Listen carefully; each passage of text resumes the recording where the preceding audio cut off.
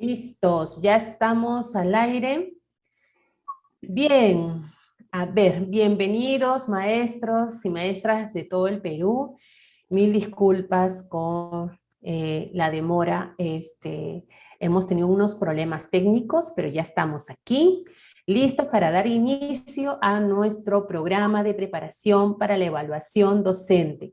Y tenemos el día de hoy, voy a compartir pantalla para mostrarles ya a quién tenemos como invitado el día de hoy que pueda dar inicio al evento. Vamos a ver. Bien, entonces el día de hoy empezamos. Estas son sesiones adicionales al programa de preparación para la evaluación docente para el concurso de nombramiento PET 2021 que tuvimos hace poco nada más, pero que queremos seguir enriqueciendo, queremos seguir brindándole más formación a nuestros maestros y maestras que no solamente incluso están preparándose para el concurso, sino también a nuestros maestros asociados que quieren actualizar, reforzar sus conocimientos. Y el día de hoy nos acompaña el profesor César Vela Choca con el tema desarrollo de habilidades del pensamiento de orden superior. Bienvenido, profesor César, nuevamente el día de hoy con nosotros. Lo dejo para que pueda dar inicio a su capacitación. Bien, Giovanna, muchas gracias por la invitación. Gracias, maestros y maestras del Perú que se unen en este momento de la transmisión y que han estado esperando estos problemas técnicos que siempre ocurren.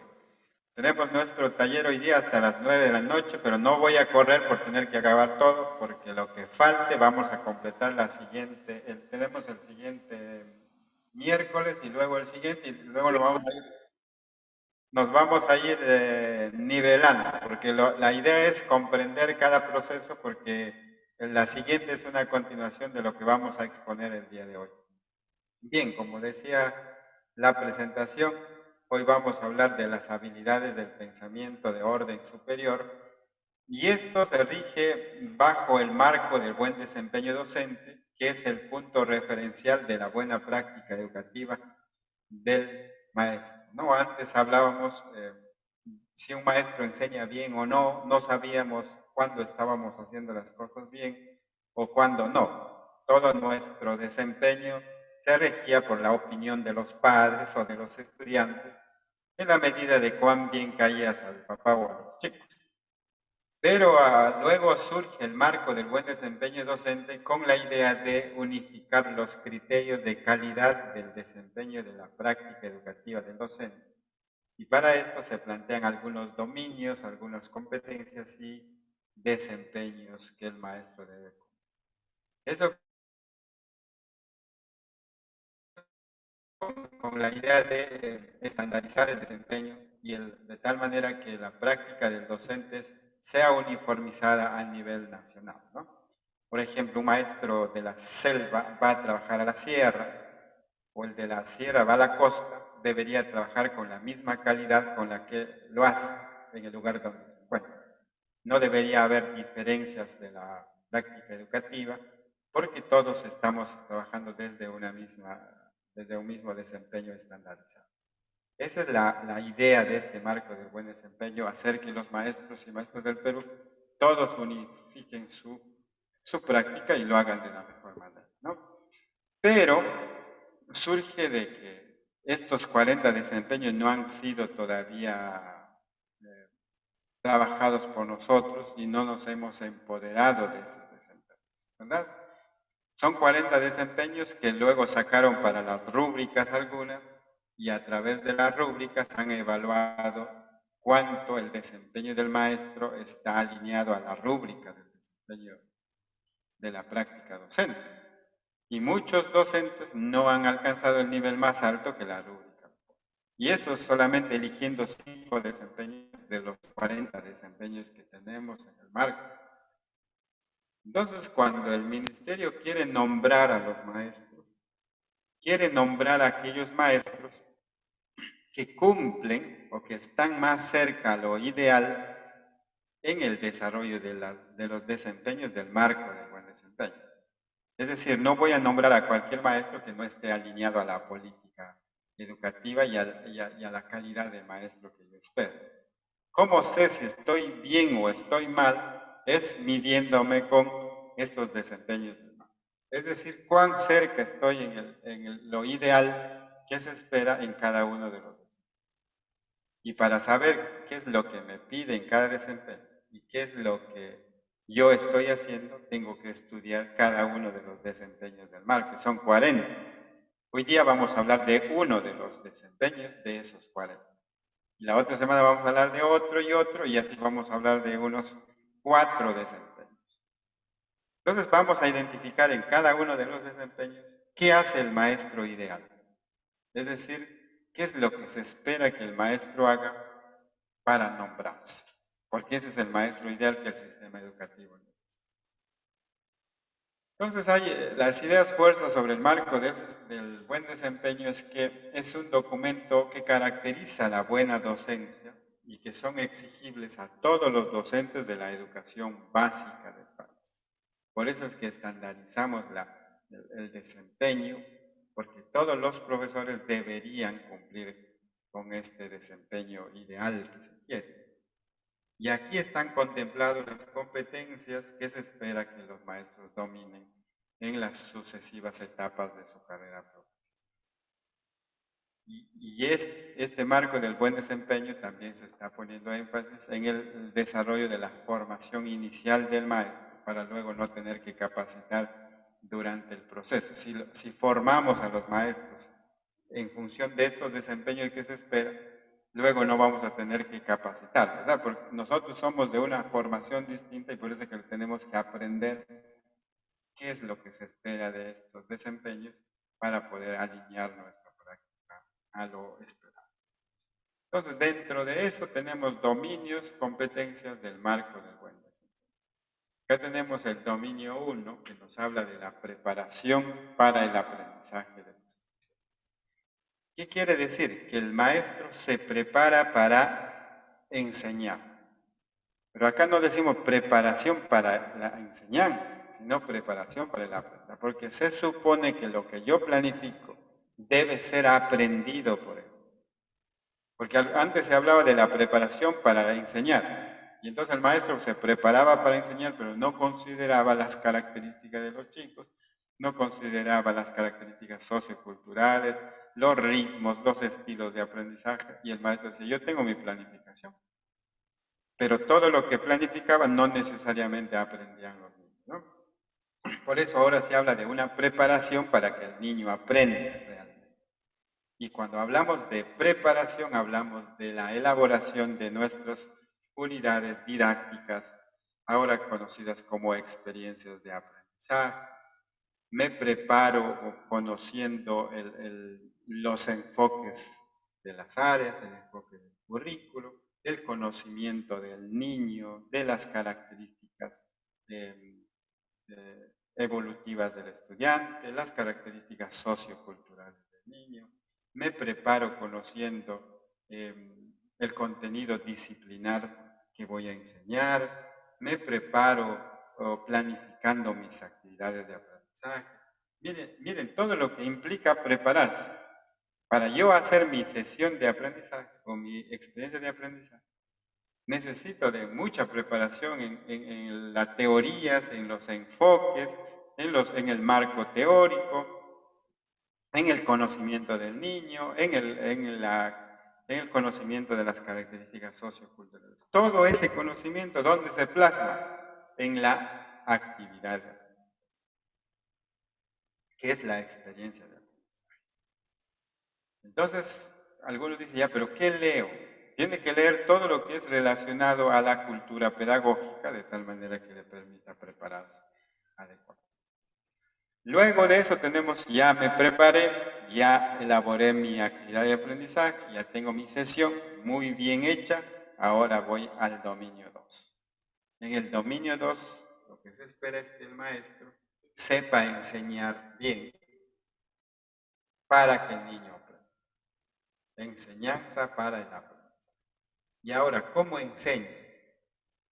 ¿Qué hago para que el niño aprenda? ¿Cómo hago para que el niño piense sobre lo que aprende? ¿Desde qué enfoque trabaja? ¿Qué estrategias metodológicas utilizo para que el niño aprenda? ¿Cómo regulo el comportamiento de los niños mientras aprenden? Se pelean, uno rompe las reglas. ¿Cómo regulas ese comportamiento? Todo ese dominio 2 está centrado en el desempeño del maestro en el aula. Es decir, es la esencia del desempeño.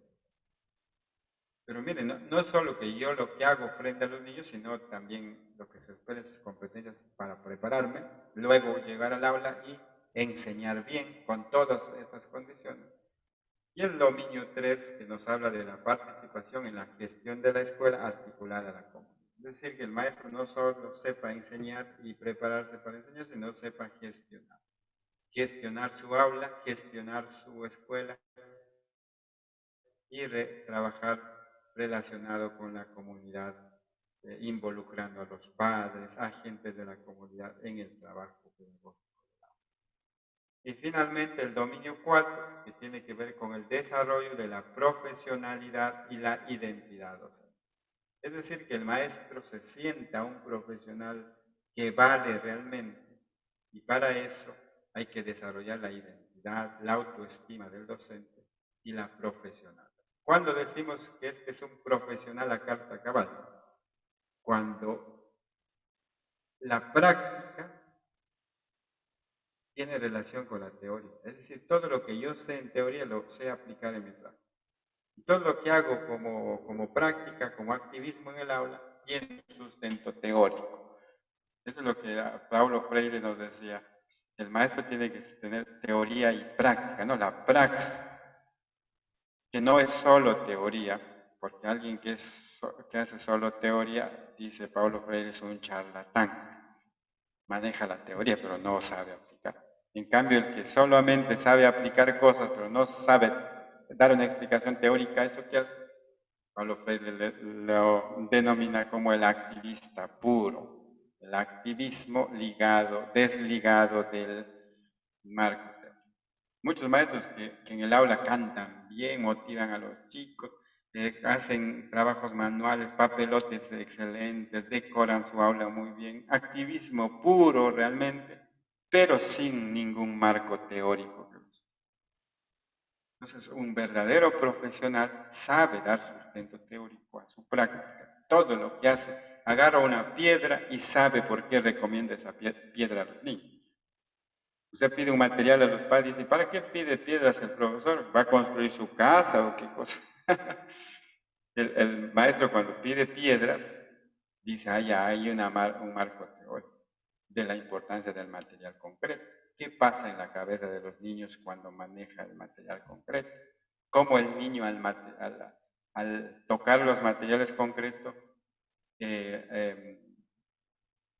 se apropia de estas propiedades del objeto y lo transforma en símbolo? ¿Quién nos habla de eso? ¿Qué teórico nos habla de eso? Entonces, miren, maestros, todos estos dominios del marco del buen desempeño, estos 4 dominios, tienen sus competencias.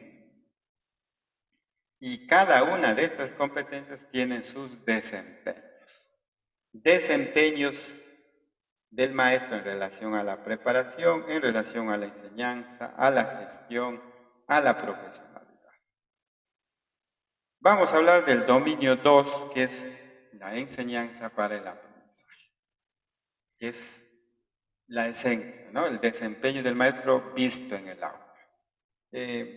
Aquí hay 3 competencias. Por un lado, el maestro que crea un clima propicio para que los niños aprendan, es decir, un clima de convivencia democrática, donde la diversidad sea posible, para formar ciudadanos críticos e interculturales. El clima. ¿Qué es lo que se espera que el maestro logre en este desempeño? Que el maestro sepa propiciar un clima de respeto y que sepa regular el comportamiento de los niños de manera formativa.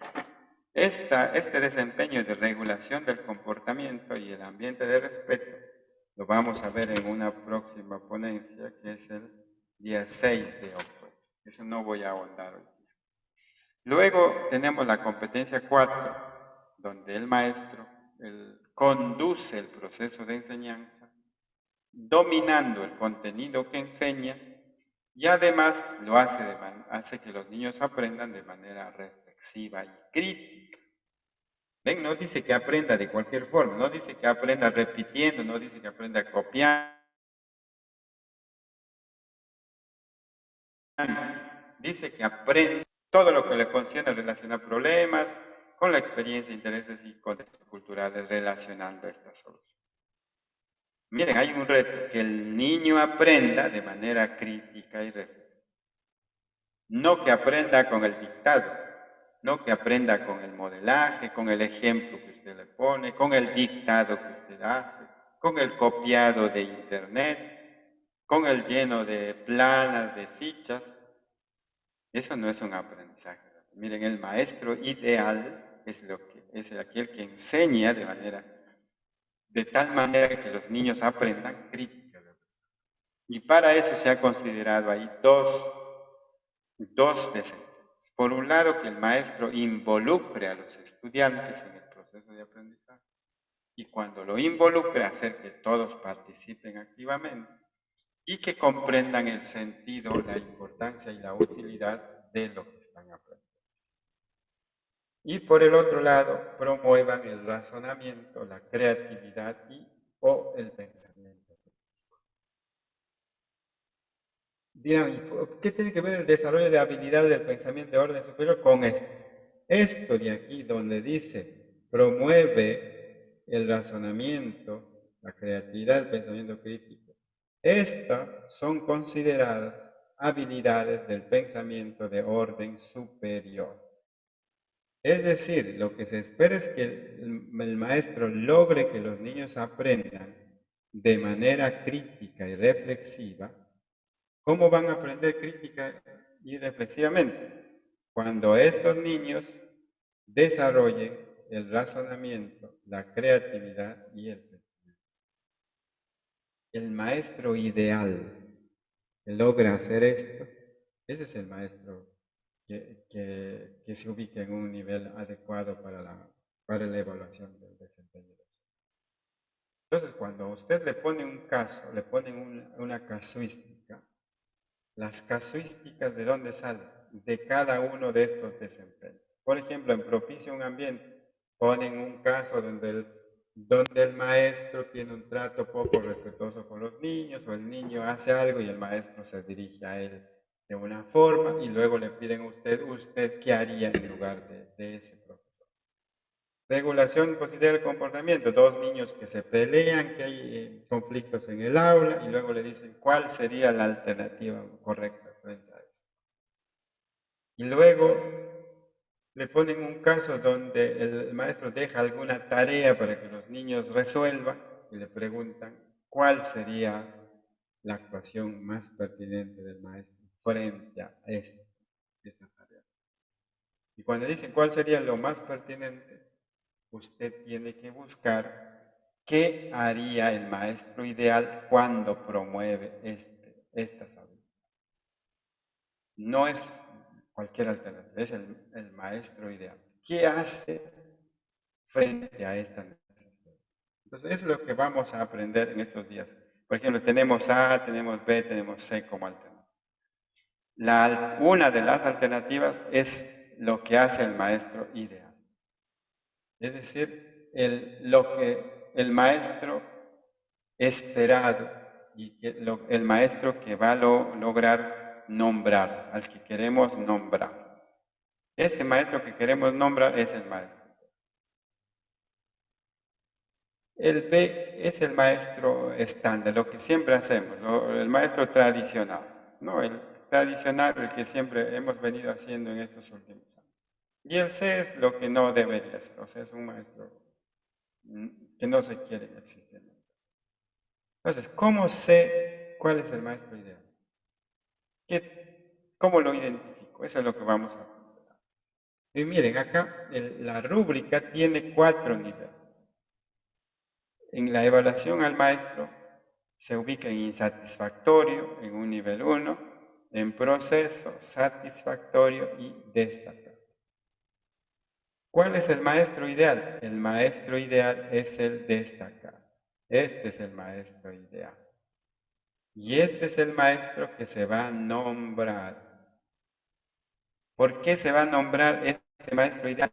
Porque en la casuística que él pone, en la alternativa A, B y C, en esa alternativa el maestro ideal va a identificar lo que haría de manera continua. Supongamos que esta sea la respuesta. Esto es lo que haría el maestro ideal en el nivel 4. Es decir, un maestro destacado es lo que haría esta alternativa. Si usted identifica en las alternativas lo que haría el maestro ideal, va a aprobar su examen. Porque todo, casi todo el examen rige en función de eso. No, aparte de la comprensión lectora, de los problemas de razonamiento lógico que le toman en matemática, eso ya es saber, es un manejo de contenido disciplinar, eso ya no es ahorita didáctico, sino es producto del aprendizaje de su educación primaria, secundaria, de su formación inicial de profesor, debió aprender estos ejercicios de comprensión de textos, de razonamiento lógico. Eso, por eso va un examen aparte para eso, ¿no? Y luego viene todo lo que es conocimiento pedagógico. Todo lo que es conocimiento pedagógico va con esta lógica de aquí, de identificar al maestro ideal detrás del marco teórico, ¿no? Bien, entonces ya estamos claros. Cada desempeño se mide con estos 4 niveles. Cada desempeño. Y en cada desempeño tenemos que identificar a quién, al maestro ideal. Esa es nuestra tarea. ¿Qué le dice a usted al niño en esta situación? Vamos a hacer un primer ejercicio de maestro ideal. A ver, ¿qué le diría usted a este niño en esta situación? Dependiendo de lo que usted le dice al niño, uno como evaluador puede saber qué tipo de maestro es. Acá tenemos a un niño que está tirando la basura al piso. A ver, ¿qué le dice usted a este? Si usted le dice, no tires la basura al piso, el maestro ideal le dice al niño que no tire la basura, será un aprendizaje. Recuerden que decía que el niño debe aprender de manera crítica y reflexiva, ¿no es cierto? Esto es lo que hace el maestro ideal, hacer que el niño aprenda de manera crítica y reflexiva.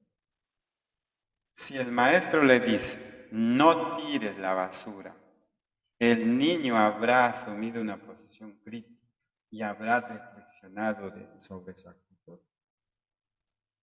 Si usted le dice, pon la basura en el tacho, el niño habrá asumido una posición crítica y ha reflexionado. No, ¿verdad? Entonces podemos ver que las órdenes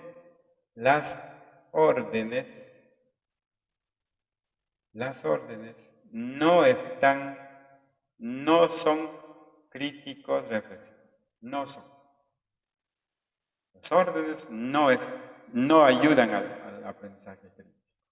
Para que sea crítico y reflexivo, ¿qué tenemos que hacer? Tenemos que hacer preguntas. ¿Qué tipo de preguntas? Reflexivas. Son preguntas, no son cualquier pregunta. Hay algunos que dicen, sí, pero yo estoy preguntando. Por ejemplo, le preguntan al niño, ¿te parece bien tu actitud? ¿Te parece bien tu actitud? El niño dice, sí o no. Ahí no hay reflexión. ¿Qué hay ahí? Simplemente la identificación de una situación. O digo sí o digo no. No reflexioné para nada. La maestra le dice, ¿qué acabas de hacer? ¿Qué acabas de hacer? ¿Qué es? ¿Reflexivo? No. ¿Qué acabas de hacer? Es una pregunta de recojo de información. ¿Qué acabo de hacer? Tiré la basura. ¿Reflexionó? ¿Asumió una posición crítica? No, ¿verdad? Para que sea crítico tienes que preguntar una pregunta que le lleve a la reflexión. ¿Eso hace quién? El maestro. Maestro ideal no da órdenes, no hace preguntas cerradas, no hace preguntas de recojo de información,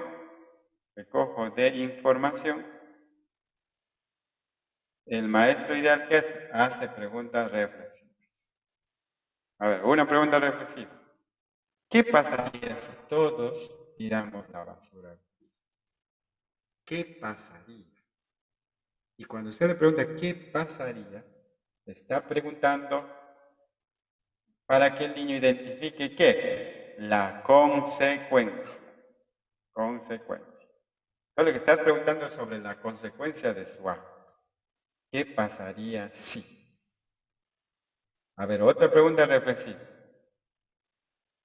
¿Qué pensarán las personas que te ven tirar la basura al piso? ¿Qué pensarán de ti las personas que te ven tirar la basura? ¿Qué pregunta es esa? Es una pregunta crítica. ¿Por qué le va a decir qué pensarán? Tiene que ponerse en el lugar del otro para saber la opinión del otro. Y para que no piensen de esa manera, ¿qué tendrías que hacer? Rosy? Miren cómo el tipo de preguntas tiene que enfocar. Eso es lo que hace el maestro ideal. Y eso es lo que tienen que encontrar ustedes en su alternativa. Es decir, el maestro ideal haría esto con el niño. Por ejemplo, ahorita me presentan un caso de un niño que tiró la basura y la maestra quiere ayudar a mejorar esa actitud. A ver, el caso es que un niño se está meciendo sobre la silla mientras la maestra desarrolla su sesión de clase. ¿Cuál de las siguientes alternativas es la que usted haría si estaría en el lugar de maestro? ¿Qué le dice al niño cuando se mece? Recuerde que no hay que dar órdenes. Órdenes no.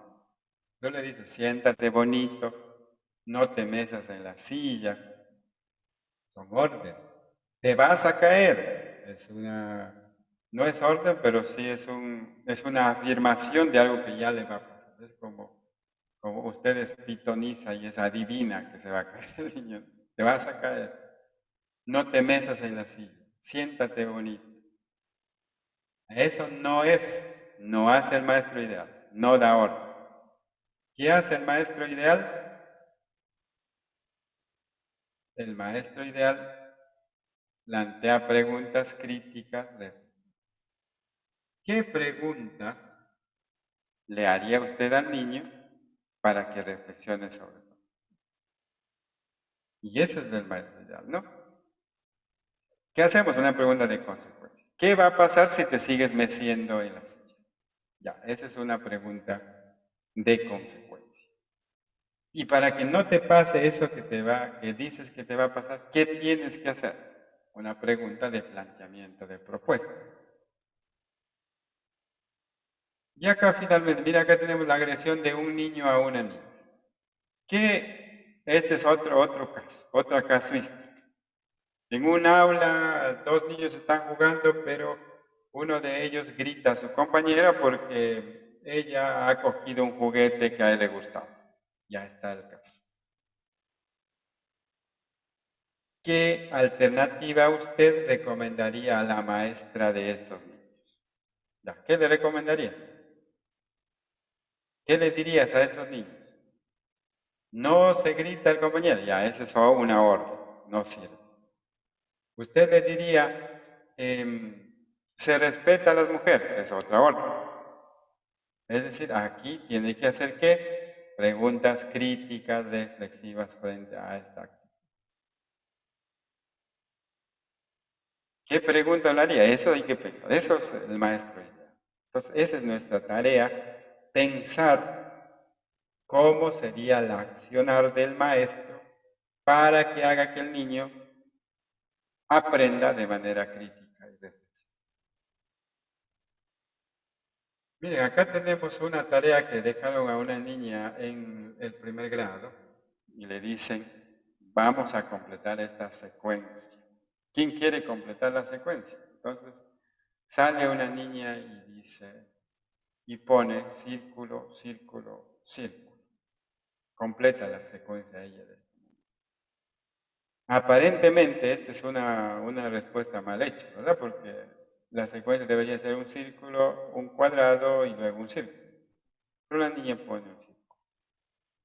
El maestro le dice a la niña, ¿por qué has puesto 3 círculos? ¿Eso haría el maestro ideal? Si yo le digo, ¿por qué has puesto 3 círculos? Es un cuestionamiento a la tarea que ha ejecutado la niña.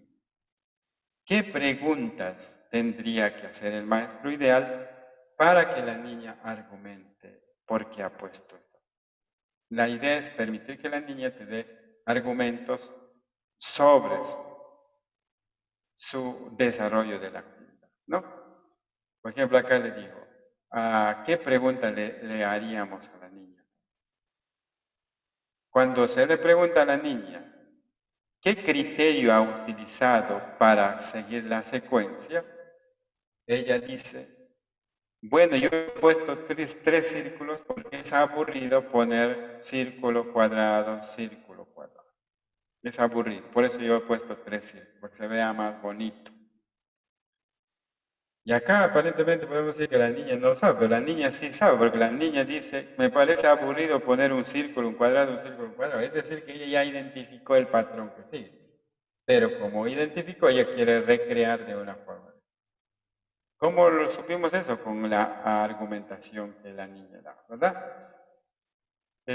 Bueno, acá entonces la pregunta es, ¿cómo vamos a transitar desde una sociedad heterónoma hacia una sociedad autónoma? ¿Por qué pongo acá el término autónomo? Porque esta es la clave, la palabra clave. El maestro ideal desarrolla autonomía. ¿Cómo? Haciendo que los niños aprendan de manera crítica y reflexiva. Eso nos dice el marco del buen desempeño. El docente logra que el niño aprenda de manera crítica. Y cuando el niño aprende de manera crítica y reflexiva, está desarrollando su autonomía. Porque él está encontrando la solución al problema, él está encontrando la solución a alguna situación que se va presentando. Entonces, nuestra sociedad es una sociedad heterónoma. ¿Por qué heterónoma? Porque nuestra conducta está gobernada por los demás. Los otros nos dicen lo que tenemos que hacer. El otro, que en este caso es el profesor, es el que le dice al niño lo que tiene que hacer. Saca tu cuaderno, pinten de este color, escriban esto que voy a poner en la pizarra, miren el ejemplo que les estoy poniendo. Es el que hace la demostración para que el niño copie la lógica del maestro y luego él resuelva según esa lógica. Es decir, siempre nuestra sociedad heterónoma es de alguien que nos dice cómo tenemos que hacer y cómo tenemos que actuar.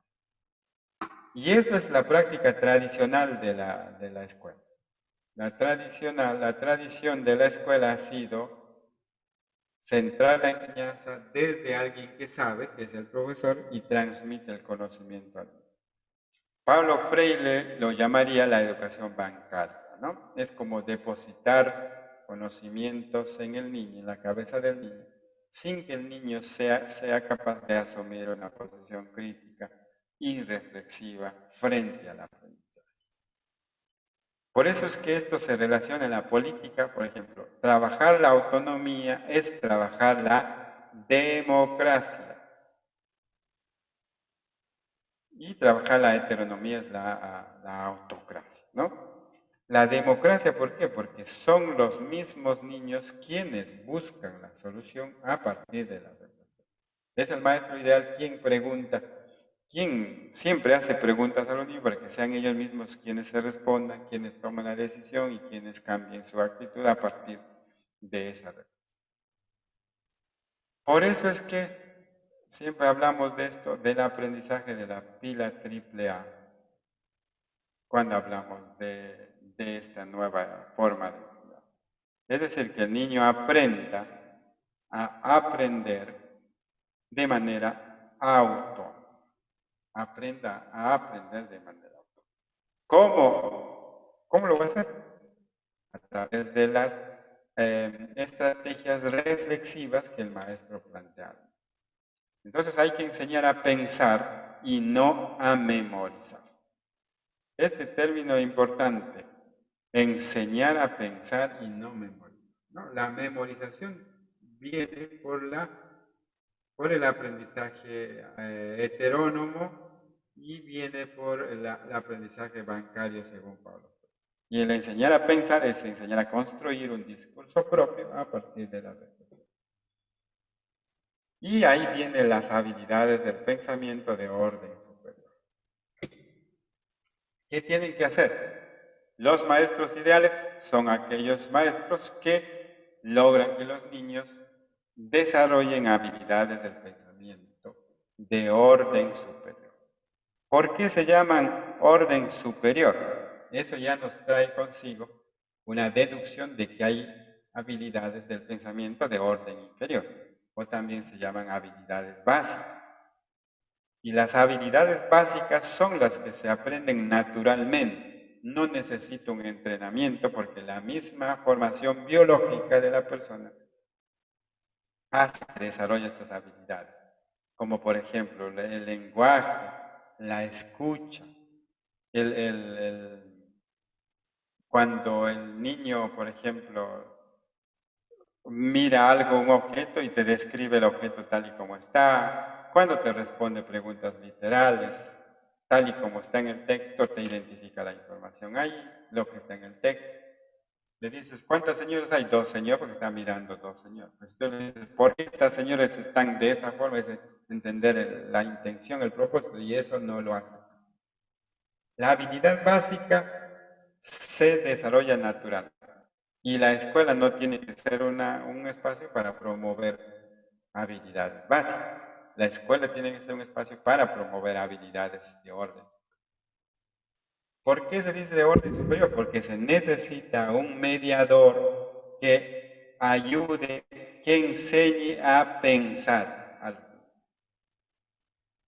Solos no pueden aprender a pensar.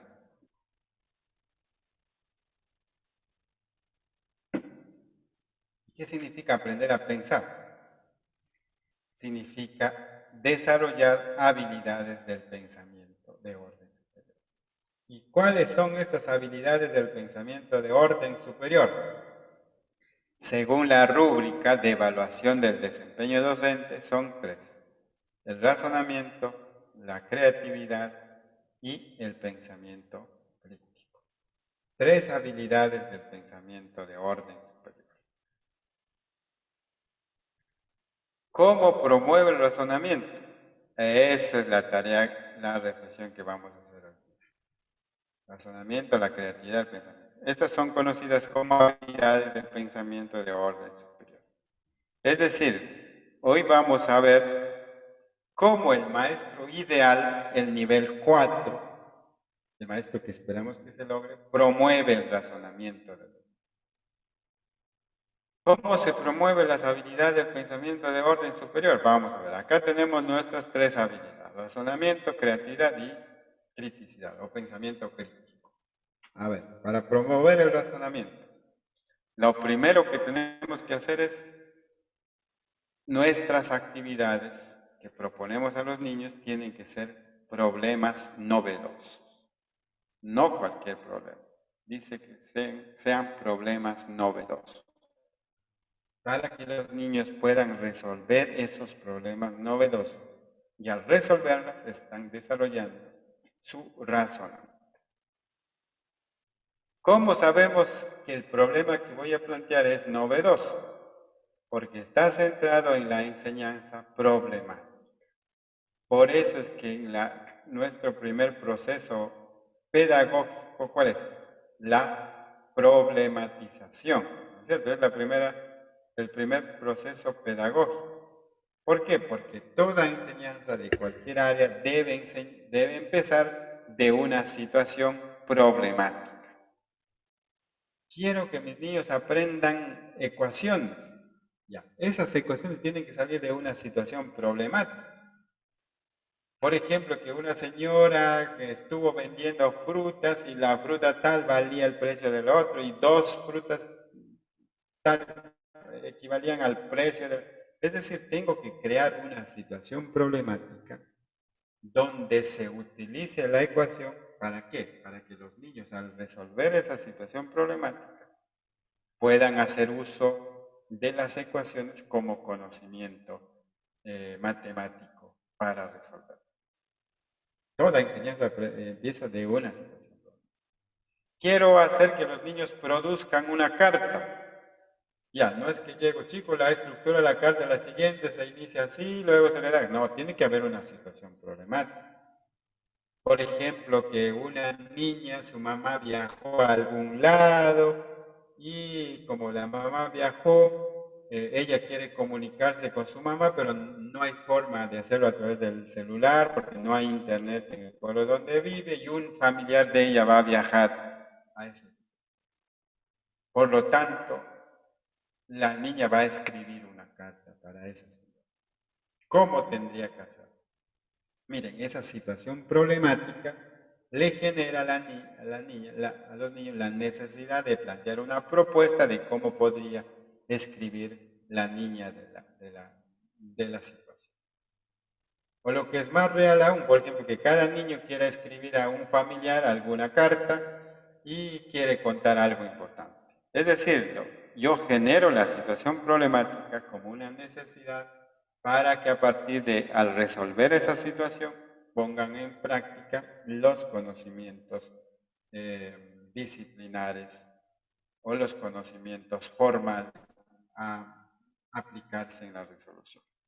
Entonces, ¿cuál es la característica de un problema novedoso? Que el problema novedoso te genera mayor dificultad mental. No es un problema que tú lo puedes resolver inmediatamente. Necesita ciertos conocimientos para resolver eso. Es decir, genera una dificultad mental que algunos le llaman un conflicto cognitivo. Este conflicto cognitivo es cuando mis estructuras que yo tengo dentro de mí no son suficientes para resolver las cosas. Me genera como inestabilidad y necesito de algunos recursos, de alguna mediación o de algunos materiales para poder resolver. La situación, resolver problemas novedosos también implica plantear situaciones que tengan sentido y que tengan significado para ellos. Es decir, que sean útiles para ellos, que sepan en qué momento de su vida van a usar y que se relacionen con su contexto. También la resolución de este problema novedoso no supone una sola ruta implícita. Por ejemplo, algunos dicen, yo estoy trabajando problemas matemáticos y el problema que le plantean es, si yo tenía 7 manzanas y me comí 2 manzanas, ¿cuántas tengo ahora? Ese problema es de una sola forma de resolución. Tenía 7, me comí 2, ¿cuántas tengo ahora? 5. O sea, tiene una sola ruta de resolución. Un problema novedoso puede tener muchas formas de resolverse sin necesidad que en su redacción misma ya implique una sola ruta para resolver. Y además, un problema novedoso tiene una pregunta de investigación que resolver siempre. Siempre va a haber un reto o un problema que le va a llevar al niño a investigar, a indagar para dar solución a esa situación problemática. Entonces, si es que hacemos esto y planificamos nuestra actividad con estas características, estaremos diciendo que estamos promoviendo qué habilidad. ¿Cuál era la primera habilidad que estamos hablando acá? El razonamiento. Promover el razonamiento es promover que los niños resuelvan problemas novedosos. Ahí está. Segunda actividad es hacer que los niños sepan establecer relaciones lógicas. Relaciones lógicas. ¿Qué tipo de relaciones lógicas? Relación lógica de semejanza y diferencia. Relación lógica de causa y efecto, y que elaboren sinónimos y antónimos. ¿Cómo se promueve esto? Miren aquí. ¿En qué se diferencia? Es una relación lógica ¿de qué? De diferencia, ¿no? Semejanza y diferencia. ¿En qué se parece una imagen de la otra? Cuando uno plantea una pregunta para que los niños establezcan diferencias, no puedes plantear la diferencia sobre dos seres o sobre dos objetos que sean opuestos. Por ejemplo, el burro es opuesto a una mesa. Si tú le preguntas dos cosas que son muy opuestas, le preguntas cuál es la diferencia, no voy a hacer un esfuerzo mental, no voy a razonar porque la respuesta es obvia. ¿En qué se diferencia un burro de una mesa? Un animal y una cosa. Ya está. Es decir, la respuesta es muy fácil preguntar diferencia en dos imágenes totalmente distintas. Por eso no se pregunta diferencias en objetos distintos. ¿En qué se pregunta diferencia? En dos objetos, personas o seres que sean similares, muy parecidos. Cuanto más parecidos son mejor, porque ahí los niños van a hacer un esfuerzo mental en encontrar la diferencia. Por ejemplo, acá tenemos a esta niña igual a la otra. Si yo digo, encuentra la única diferencia existente entre esta niña y esta niña, la única, no es fácil de encontrarla inmediatamente. ¿Qué tiene que hacer el niño acá? Comparar, empezar a comparar parte por parte, compara cabeza con cabeza, pincha con pincha, pelo con pelo, va a comparar ojos con ojos, cara con cara, blusa con blusa, cuello. Es decir, va a establecer la mayor cantidad posible de comparaciones hasta lograr identificar en qué se diferencia. Y esto ya supone un esfuerzo mental y esto es razonar, porque el establecimiento de una relación lógica, de una comparación, eso es razonamiento. Entonces, ¿cómo promueve el razonamiento? Preguntando la diferencia. ¿La diferencia entre qué? Entre dos objetos totalmente parecidos. Entonces, esta es una buena forma de presentar una actividad para preguntar diferencia. Esa es una relación lógica de diferencia. Ahora vamos a encontrar una relación lógica de semejanza. Cuando hablamos de en qué se parecen, es semejanza. Y acá es totalmente lo contrario. No puedes preguntar semejanza entre dos seres, objetos o cosas que sean similares. Usted pregunta en qué se parecen, es obvio, no necesito pensar. Veo literalmente y ya puedo ver que las semejanzas entre estos animales. Las semejanzas del pelo, las orejas, las patas, la forma del cuerpo. Es decir, las semejanzas están obvias. Cuando usted va a preguntar semejanzas, tiene que preguntar sobre objetos distintos. Esta es una forma de preguntar sobre eso. ¿En qué se parece un burro a una mesa? Eso va a generar un esfuerzo mental mayor. Por ejemplo, acá, ¿en qué se parece un burro a una mesa? En que ambos tienen cuatro patas. ¿Qué más? Tengo que pensar en que ambos pueden cargar cosas, ¿ya? En que ambos son fuertes, son duros, qué sé yo. Ese es razonamiento. El razonamiento va a implicar encontrar la mayor cantidad posible de características que les hacen parecidas, ¿verdad? Bien, esa es una relación lógica de semejanza. Entonces, establecer semejanza y diferencia como actividad es promover el razonamiento. Ahora, otra forma de relación lógica que es establecer causas y consecuencias. Por ejemplo, en esta imagen, el niño jala del cabello a la niña. ¿Qué habrá pasado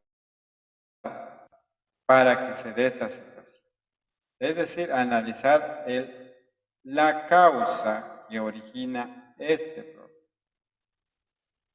El niño tiene que tener la posibilidad de decir, a ver, ¿qué habrá pasado? Porque, quizás se pasó esto, quizás la niña la agredió, quizás, es decir, analizar causas de este problema. Y también que el niño sea capaz de identificar consecuencias. ¿Qué va a pasar luego de esto? Consecuencias. Eso es promover el razonamiento. Una actividad tan simple como esta, miren, todo lo que genera en los niños para poder identificar. Y acá estamos trabajando un árbol del problema, ¿no? La causa del problema, la consecuencia del problema, y de repente la causa de la causa. Y eso sería interesante. Acá recomendaciones para analizar las causas no se dan desde la valoración personal. Yo no puedo decir, ¿cuál es la causa? ¿Por qué es este problema? ¿Por qué él es un peleón? ¿Por qué a él le gusta pegar a las mujeres? ¿Por qué él es un maltratador? Es decir, no puedo permitir que los niños analicen la causa de la situación refiriéndose a la valoración personal, sino que las causas y consecuencias deben establecerse a partir del análisis de las condiciones externas que influyen en la persona. ¿Qué condiciones externas hacen que se produzca este problema? Bien, esto es una relación lógica de causa y consecuencia. ¿Por qué es importante que los niños aprendan a establecer relaciones lógicas de causa y consecuencia? Acá tenemos de semejanza y diferencia, de causa y consecuencia, porque estas estrategias, esta forma de razonamiento, de establecimiento de relaciones lógicas, lo va a utilizar en la lectura intertextual. ¿Qué cosa es la lectura intertextual? Es cuando el niño ve textos que hablan de lo mismo, pero que podrían presentarse en formatos distintos o en textos distintos, textos, formatos. Es decir, mucha gente hablando de lo mismo, pero dentro de eso que hablan, por ejemplo acá, digamos, una publicación en el Twitter sobre el viaje del presidente. Ya, un periódico dice una cosa, otro periódico dice otra cosa, el otro periódico que es su hermanito de este dice lo mismo que este periódico que es también su amigo de este dice lo mismo que este. ¿Cómo ayuda esto al niño? El niño tiene que aprender a identificar las relaciones. ¿En qué se parece este periódico a esta información a esta información? ¿En qué se parece? ¿Por qué en este periódico se dice esta cosa y por qué acá se dice esta otra cosa y acá otra cosa? ¿Por qué? ¿Por qué? Porque está estableciendo comparación. ¿En qué se diferencia la opinión de esto con esto? ¿Qué causa, qué motivación tiene para escribir esto y esto? ¿Qué va a pasar si las personas solamente leen esta información y no leen las otras contadas? ¿Qué consecuencias?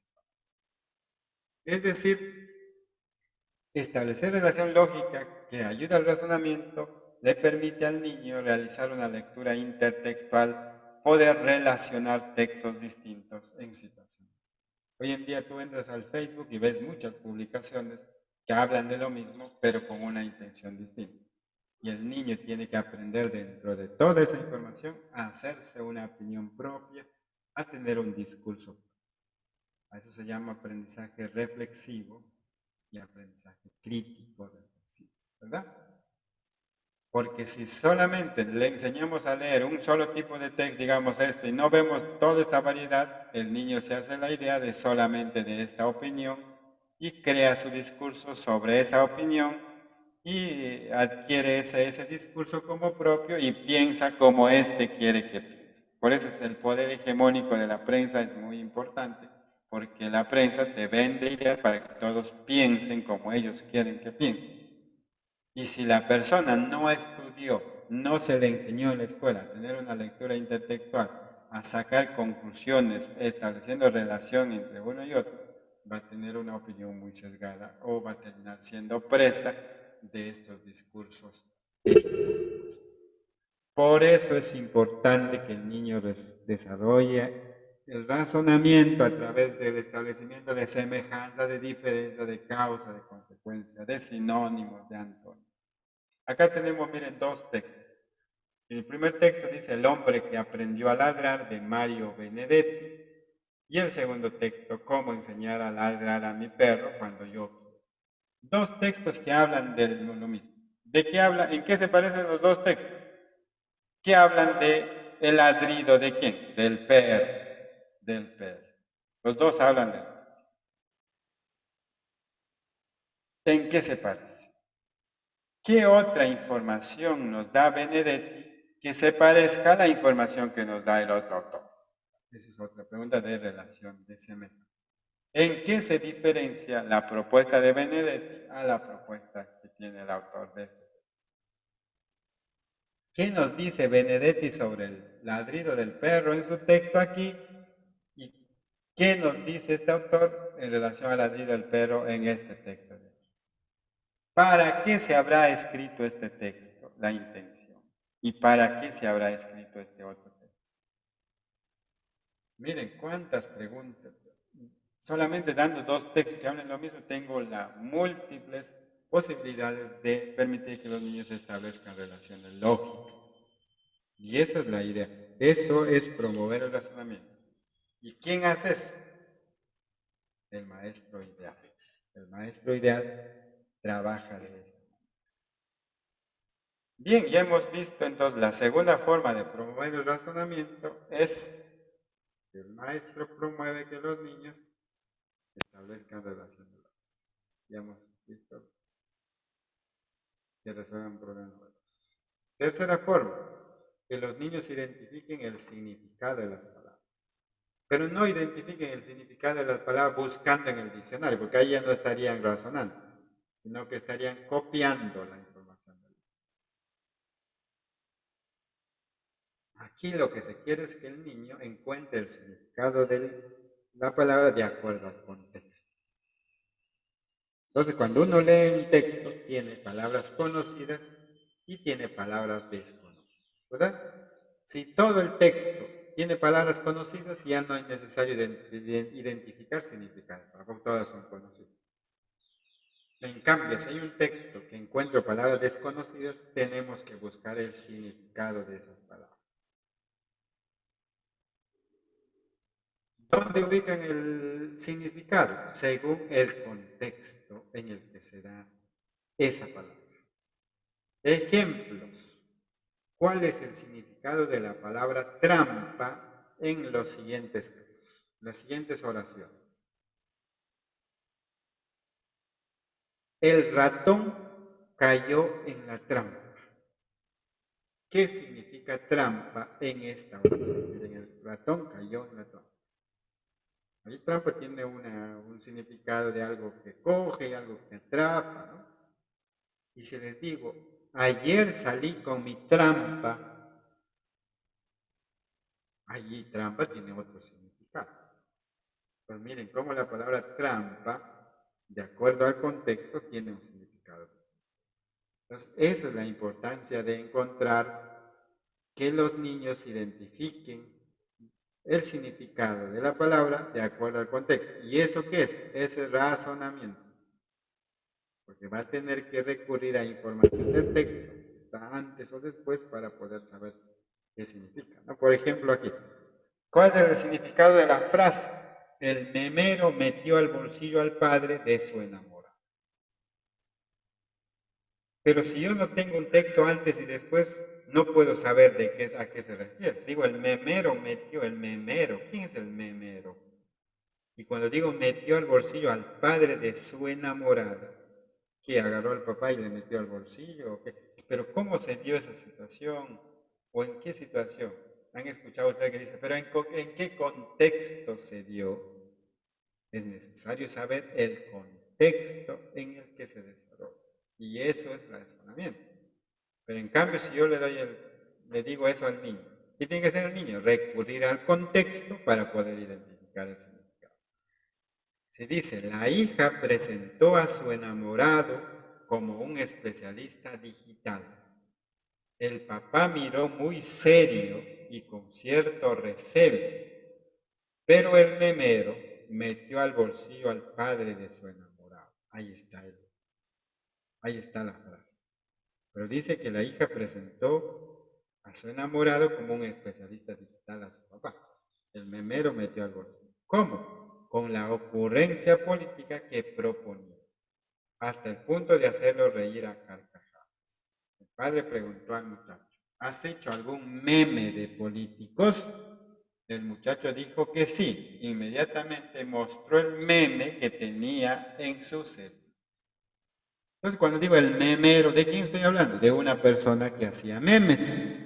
¿Y cómo dice que metió al bolsillo a la enamorada? Porque presentó un meme que le gustó al papá, porque era un meme de política y que le hizo reír a carcajadas. ¿Cuál es el significado de la frase? El memero metió al bolsillo. Que el joven que hace memes se ganó la confianza del papá, de su enamorada, con el meme que hizo sobre los jóvenes. Miren cómo identifiqué el significado de la frase recurriendo al contexto en el que está esa frase. ¿Cómo se logra eso? Cuando le permites al niño identificar significado de palabras o de frases, acá me olvidé, debería poner también, o frases, ¿de acuerdo a qué? De acuerdo al contexto. ¿Esto qué es? Eso es razonamiento. Y finalmente uso el diccionario, ¿no? El diccionario para comprobar. Acá me va a dar el significado de la palabra y voy a poder comprobar con el significado que yo he puesto para ver cuánto se asemeja o no la respuesta que he propuesto. Ya está. Otra estrategia, tercera estrategia para promover razonamiento. Ya hemos visto esto y esto. Otra estrategia. Inferencias. Hacer preguntas inferenciales para que los niños. Y eso ya usted lo domina, ¿no? Y la inferencia no solo se hace en comunicación, ¿ah? La inferencia se hace también. Y lo mismo, el significado de las palabras, relaciones lógicas se hacen en todas las áreas. Si acá hay maestros que están en secundaria, de educación física, en todas las áreas tienen que establecer relación lógica, de semejanza, diferencia, resolver problemas, significado de palabras, tienen que hacer inferencias con los niños, infiere. ¿Cómo sé que infiere? Cuando deduce el contenido del texto a partir de ciertos indicios, ¿no? El texto o la actividad o la situación me da indicios y a partir de indicios yo puedo inferir. Por ejemplo, al niño le puedo presentar una pelota de básquet y le digo al niño, ¿y de qué creen que tratará? ¿De qué va a tratar la actividad de hoy? El niño, ¿qué va a hacer? Va a inferir a partir de ver la pelota de básquet. Entonces el maestro de educación física no llega y le dice, chico, vamos a jugar básquet. No simplemente presenta la pelota y le dice a los niños, ¿qué actividad vamos a realizar el día de hoy? Ya hizo una pregunta diferencial. El niño va a deducir, va a inferir a partir del hecho que está viendo que la pelota de básquet. Entonces la inferencia, por ejemplo, acá esta actividad me gusta mucho. Aquí es una actividad donde los niños jugando pueden hacer inferencias. Por ejemplo, acá la pregunta es, ¿cómo se llama el alcalde? Piden el alcalde, ¿por qué puente pasa? ¿Qué color de bandera tiene? ¿Y qué fruta prefiere? Entonces tengo que encontrar el nombre del alcalde, el puente por lo que pasa el alcalde, la bandera que tiene ese puente y la fruta que tiene. Dice acá, hay que completar, ¿no? Acá están los personajes, los nombres, los puentes, las banderas y frutas. Me dan tres, quiere decir que hay tres personajes. Y acá dice, los personajes son el alcalde. Ahí está, el alcalde. El diablo y el gato. Son tres personajes. ¿Qué me dice? ¿Qué más dice? Los personajes se llaman Solimar, Volardo y Ricamor. Pero no sé cuál de ellos. O sea, esa información todavía no la puedo usar. Luego, cada personaje usa un puente y nunca pasa por otro. Usa un puente y cada uno va a pasar por otro, pero no sé cuál fue. Los puentes son de madera, de hierro y de piedra. Entonces no sé cuál de ellos es para esto. Todavía esta información no me sirve, ¿cierto? Todavía no lo puedo usar porque me falta algún detalle. Cada puente se identifica por una bandera, amarilla, verde y azul. Tampoco sé a cuál pertenece porque hay 3 puentes de madera, de piedra. Y tengo a Solimar, Volardo y Ricamorlo, no. Pero tampoco tengo información que me permita decir. Cada personaje prefiere una fruta. Prefiere naranja, plátano y manzana. Hasta ahí no sé quién come qué, por qué puente ni qué bandera, ¿verdad? El alcalde no pasa nunca por el puente de fierro. Entonces, si no pasa por el puente de fierro, entonces deduzco que el alcalde puede pasar por el puente de madera o de piedra. Puede pasar por el puente de madera o de piedra. Y ahí tengo cierta, ¿verdad? Acá dice, el que come naranjas pasa por el puente de madera. Entonces aquí, naranja pasa por el puente de madera, pero yo no sé todavía si el alcalde pasa por el de madera o por el de piedra. Todavía esa información lo voy a dejar ahí. Dice, el diablo desde el puente de piedra saluda al alcalde. El diablo desde el puente de piedra. Entonces yo deduzco que el diablo pasa por su puente de piedra. Ahí está. Y saluda al alcalde. Entonces quiere decir que el alcalde no tiene puente perdón, acá esto no debía ser ahí. Debía ser acá. Entonces quiere decir que el alcalde no tiene puente de piedra, sino tiene puente de madera. Ya está. Y además dice acá, el que come naranjas pasa por el puente de madera. Si el alcalde pasa por el puente de madera, entonces ¿qué come? Naranja.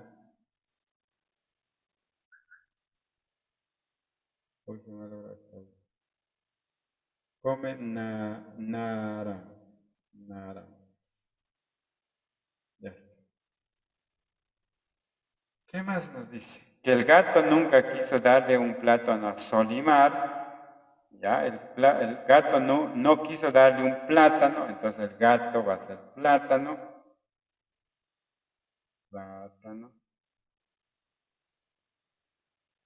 La bandera verde tiene el escudo de la municipalidad. Entonces el alcalde está en la municipalidad y se tiene la bandera verde. ¿Está? El alcalde observa que el diablo arregla su bandera azul. El diablo tiene su bandera azul. El gato no pasa por el puente de madera ni por el puente de piedra. Entonces el gato, ¿por qué puente pasa? Por el puente de hierro. ¿Está? Volardo come naranjas en cualquier época. ¿Y quién come naranjas? Acá dice naranjas. ¿Quién come naranjas? El alcalde. Por lo tanto, ¿cómo se llama el alcalde? Volardo. Volardo. Mire cómo esta actividad me permite deducir a partir de la información explícita que tengo en el texto. Ya encontré la respuesta. Ya encontré el nombre del alcalde, por qué puente pasa, qué bandera tiene y qué fruta tiene. Ya encontré la respuesta. ¿Cómo la encontré? A partir de la inferencia o deducción que hice a partir del texto explícito. Bien. Miren, así podemos proponer actividades que permitan a los niños deducir e inferir. No, y no solamente hacer preguntas inferenciales, ¿por qué? ¿Para qué? Sino generar actividades que permitan ser mucho más divertidas, mucho más lúdicas, donde se pueda desarrollar una capacidad mayor. ¿Esto quién hace? El maestro ideal, el maestro nivel 4. Cuando promueve ¿qué? Razonamiento. Miren, el razonamiento entonces, para promover razonamiento, el maestro dice problema novedoso, relaciones lógicas, significado, interpretación. Y finalmente el maestro tiene que promover hipótesis. Y la hipótesis es distinto el adivinar que el hipotetizar, ¿no es cierto? Por ejemplo, si yo le pongo acá el cuento, les digo a los niños, el cuento de hoy se llama La incómoda vecina. Le digo, ¿de qué trata el cuento? Y no le doy más pistas, no le doy más elementos, literales que pueda guiarse para que el niño pueda hipotetizar. Eso le va a llevar a la adivinanza. Dice, ¿de qué trata el cuento? Dice, la incómoda, de una vecina que se peleaba con la otra, una vecina que fastidiaba a la otra, en el barrio vivía, pero no le da más. Y eso es adivinar porque no tiene elementos para hipotetizar. En cambio, si yo le doy al niño el título y una imagen, ya tiene más información para poder hipotetizar. Si acá le pregunto al niño, ¿de qué tratará el cuento? Y el niño dice, la incómoda vecina. Y ve acá dos vecinas y están discutiendo. Eso le va a permitir hipotetizar y decir, el texto tratará de una rana y una gallina que se molestaban mutuamente, o de una gallina que gritaba a la rana porque era incómoda, o la rana, es decir, tiene más elementos para poder, eso es hipotetizar. La hipótesis es hacer conjeturas de lo que va a pasar, pero a partir de elementos puntuales y elementos literales que existen como evidencias sobre las cuales hipotizar. Por eso se distingue el adivinar del hacer hipótesis.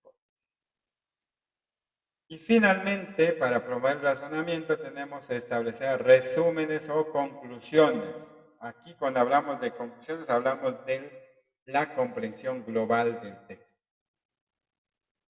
Y comprender el texto de manera global implica,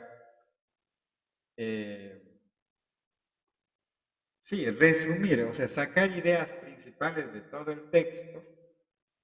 Sacando las ideas principales de todo el texto, construir de manera resumida una explicación para decir en pocas palabras el contenido de todo.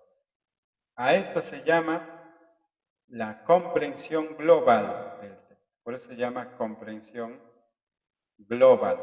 ¿Qué significa la comprensión global? Es tener una idea de todo el texto de manera resumida. Siempre les pongo aquí un ejemplo a los maestros, les digo, a ver, a veces en inicial preguntamos esto.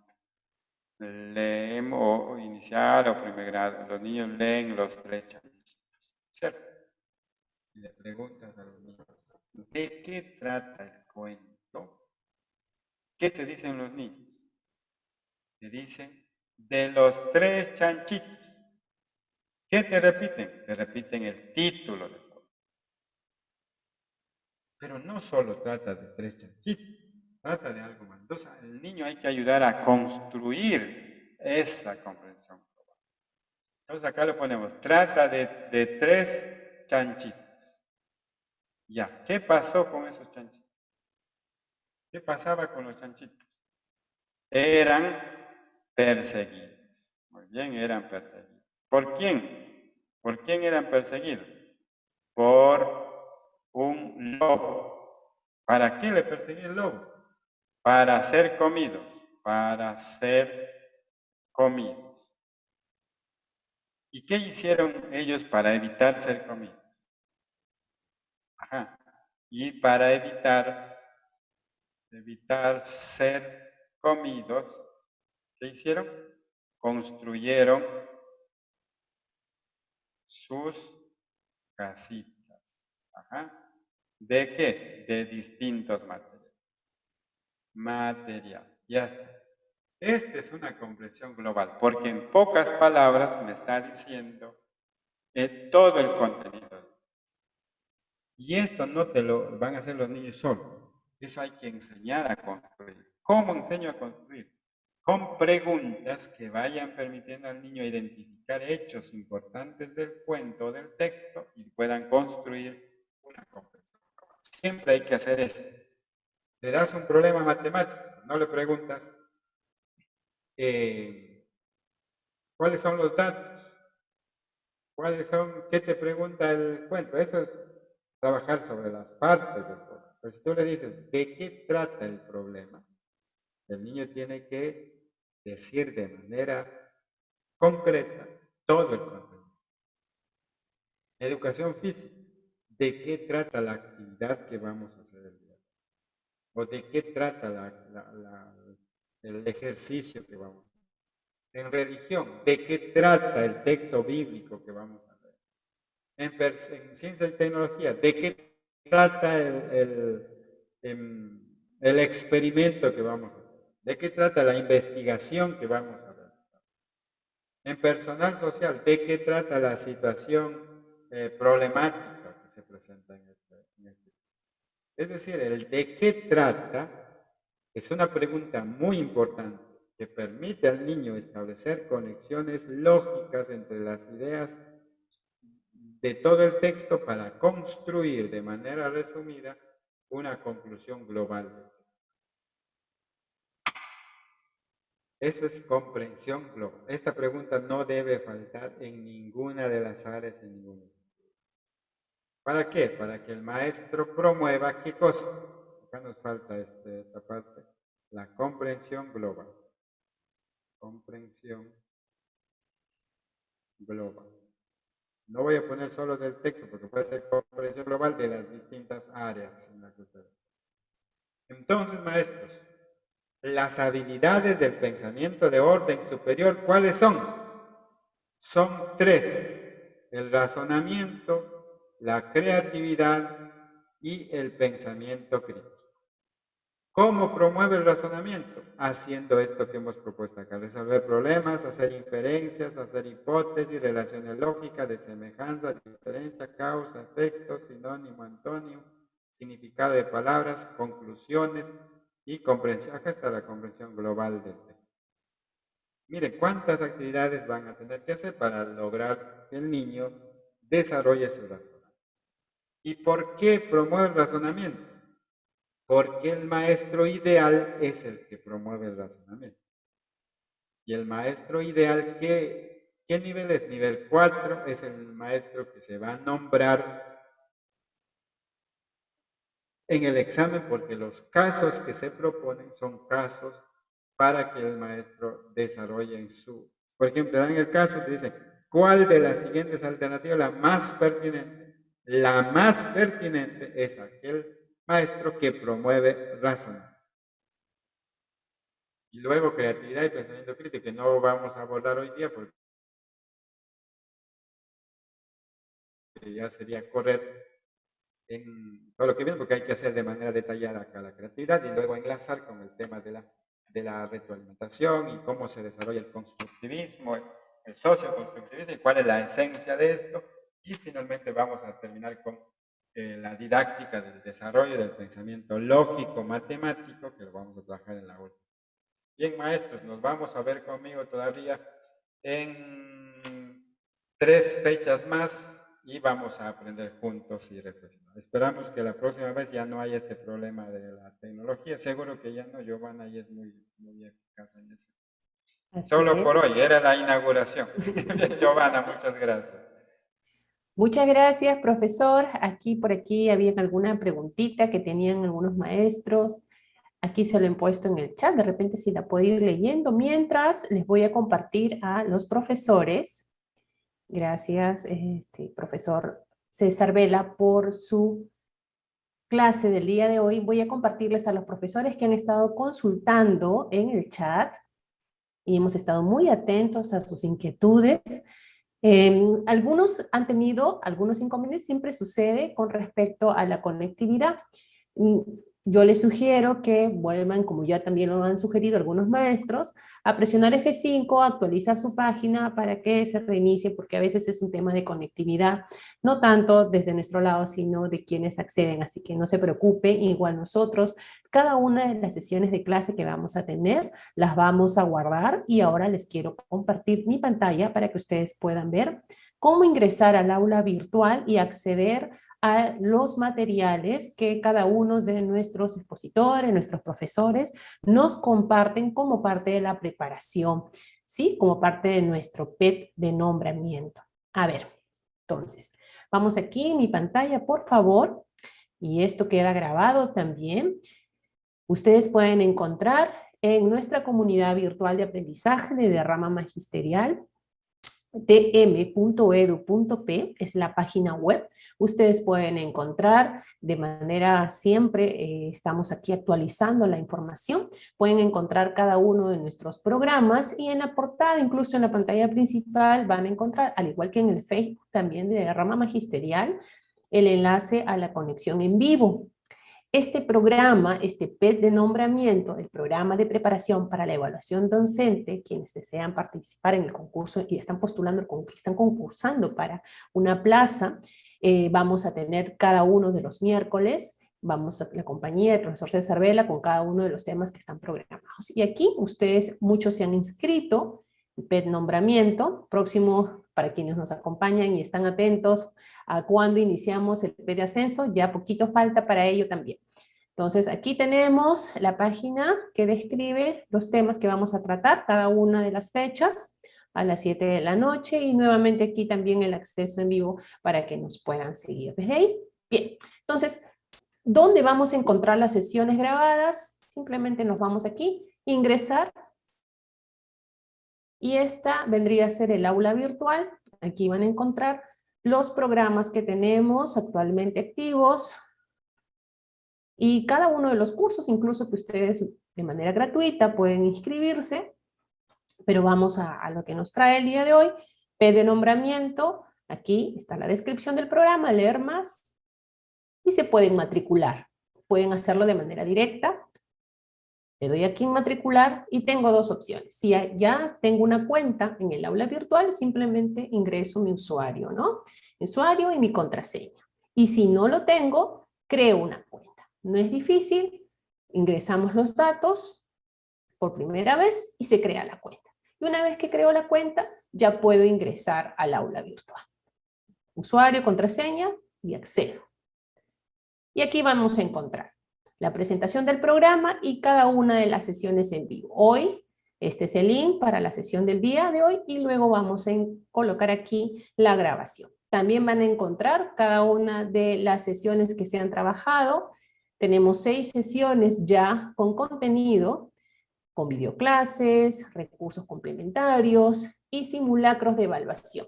Tenemos 6, como ven aquí, desarrollo de habilidades, que refuerza con el día de hoy con la presentación que ha tenido el profesor César Vela, orientaciones pedagógicas para el desarrollo de competencias, comprensión de textos, razonamiento lógico y retroalimentación y evaluación formativa. ¿Sí?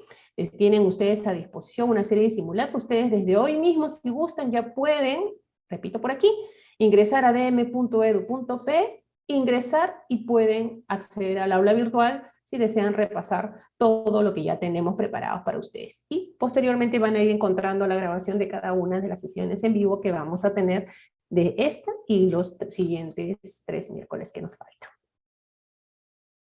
Bien, eso sería todo por el día de hoy. Muchas gracias por su paciencia, por estar atentos, y estamos aquí nosotros siempre desde la rama magisterial con este compromiso de seguir apostando por una mejor educación a través de cada una de las actividades formativas que preparamos con mucho cariño para todos ustedes, queridos maestras y maestros. Muy buenas noches.